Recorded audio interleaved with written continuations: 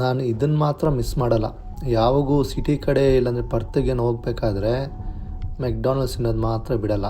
So ನಾನು ಬೆಳಗ್ಗೆಯಿಂದ car ಓಡಿಸ್ಕೊಂಡು ಬರ್ತಾನೆ ಇದ್ದೆ, ಎಲ್ಲೂ ಸ್ಟಾಪ್ ಹಾಕಿಲ್ಲ. ಸೊ ಇವತ್ತು ಬ್ರಂಚಿಗೆ ಮೆಕ್ಡಾನಲ್ಡ್ಸ್. ಸೊ ಡ್ರೈವ್ ಥ್ರೂ ಅಲ್ಲಿ ಹೋಗಿ ಏನನ್ನ ಆರ್ಡ್ರ್ ಮಾಡಬೇಕು. ಆಲ್ರೆಡಿ ನಾನು ನಾರ್ಮಲ್ ಯಾವಾಗೂ ಡಬಲ್ ಮೆಕ್ ಸ್ಪೈಸಿ ಬರ್ಗರ್ ಅಂತ ಆರ್ಡ್ರ್ ಮಾಡ್ತೀನಿ. ಸೊ ಇವಾಗೂ ಅದೇ.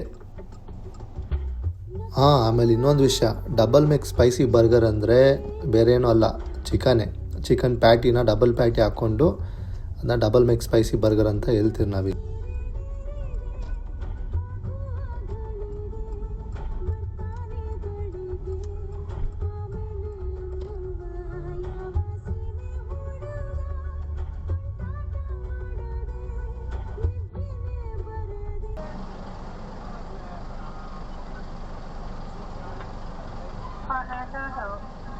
Hi, can I get a double McSpicy burger on a large meal, please? Double McSpicy burger on a large meal? Yeah, with what, right? Coke, please. Anything else? No, that's it. Try when you're ready. Cheers, thank you. Order ಕೊಟ್ಟಾದಮೇಲೆ next ವಿಂಡೋದಲ್ಲಿ payment ಮಾಡಬೇಕಾಗುತ್ತೆ. ಆಮೇಲೆ ಇನ್ನೊಂದು ವಿಂಡೋದಲ್ಲಿ direct ಫುಡ್ಡೇ. Burger ಬರ್ತಿದೆ, ಈಸ್ಕೊತಾ ಇರೋದೆ, ತಿಂತಾ ಇರೋದೆ.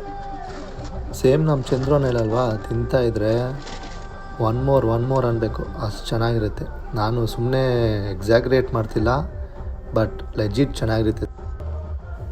ಫ್ರೈಸು ಬರ್ಗರು ಎಲ್ಲ ಸಪ್ರೇಟಾಗೆ ಕೊಡ್ತಾರೆ, ಬಟ್ ನಾನೇನು ಮಾಡ್ತೀನಿ ಅಂದರೆ ಎಲ್ಲ ಬರ್ಗರ್ ಬಾಕ್ಸ್ ಹಾಕ್ಕೊಂಡು ಈ ಥರ ತಿಂತೀನಿ.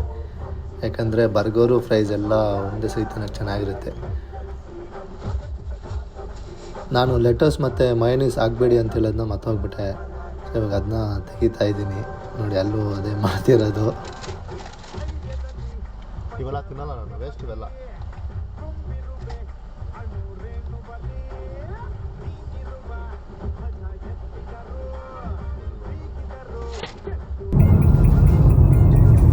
ತಿಂದಾಯಿತು, ಮತ್ತೆ ಬ್ಯಾಕ್ ಟು ರೋಡ್.